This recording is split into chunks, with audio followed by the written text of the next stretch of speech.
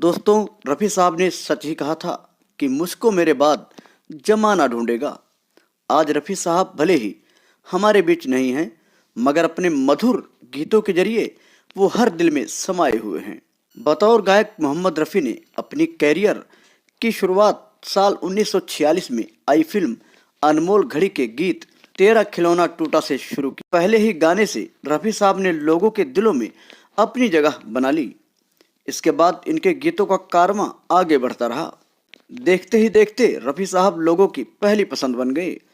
इसी दौरान 1960 में गुरुदत्त की फिल्म 14वीं का चांद रिलीज हुई, जिसमें रफ़ी साहब ने जब टाइटल सॉन्ग गाया तो ये गीत लोगों के दिलों में उतर गई।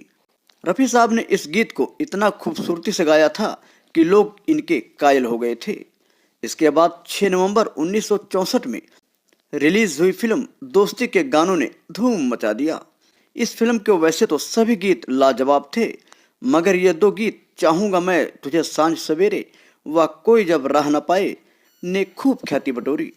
रफ़ी साहब के रोमांटिक गीतों से जहाँ लोग झूमने लगते थे, वहीं इनके दर्दीले गानों से मन व्याकुल हो उठता था, जिसका जीता जागता प्रमाण था 1965 में बनी फिल्म खानदान व 1968 की फिल्म आदमी। इनके इस गीतों को सुनकर लोग आज भी व्याकुल हो उठते हैं। 1968 में आई राजकुमार की फिल्म नील कमल का ये गीत मील का पत्थर साबित हुआ। इस गीत को लोग आज भी बड़े चाव से सुनते हैं। दोस्तों, 1968 में ही रिलीज धर्मेंद्र की फिल्म इज्जत का ये गीत, 1969 में रिलीज जितेंद्र की फिल्म जीने की राह का ये गीत, इन दोनों गीतों ने भी आसमान की बुलंदियों को छू लिया था। दोस्तों, अब हम उस गीत की बात करने जा रहे हैं जिसे रफ़ी साहब व लता जी दोनों ने गाया था। ये गीत हर दिल अजीज बन गया था। इस गीत की बात करें तो ये 1970 में रिलीज शम्मी कपूर व आशा पारेख की फिल्म पगला कहीं का है, जिसका गीत तुम मुझे यूं भुला ना पाओगे सभी गीतों से हटके है। ये गीत रफ़ी साहब की कमी को उजागर करके उनकी याद दिलाता रहता है।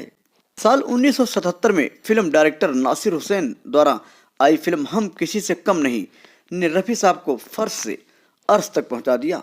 क्या हुआ तेरा वादा गीत को रफ़ी साहब ने इस अंदाज से गाया कि इस गीत ने फिल्म जगत में तहलका मचा दिया।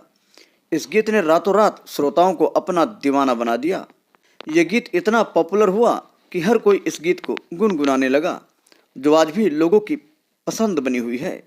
दोस्तों, रफ़ी साहब के लिए गायकी सिर्फ उनका शौक नहीं था, बल्कि वह इसे अपने दिल और आत्मा के साथ फॉलो करते थे।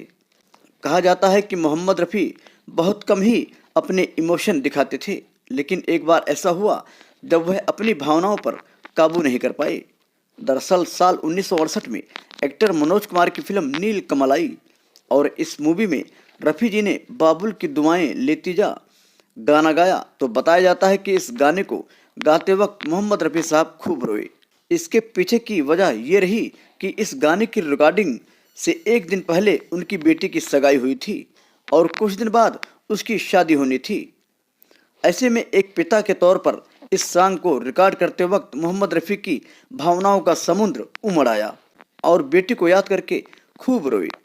सरल और सहज स्वभाव वाले मोहम्मद रफ़ी ने 55 साल की उम्र में दिल की धड़कन रुकने की वजह से 31 जुलाई 1980 को इस दुनिया को अलविदा कह दिया था।